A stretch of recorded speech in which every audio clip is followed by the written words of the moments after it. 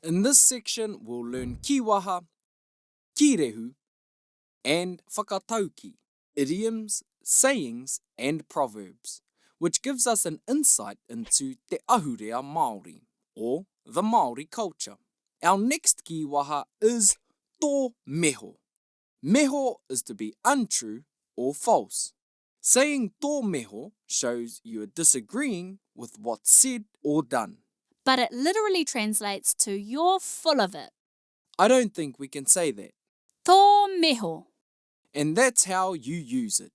I'd rather we used a different example, but that one works, and it was pretty organic. Next time you think someone is lying or full of it, as my sister reckons, hit them with the tō meho. Tēnā karawhiua. Give it a go.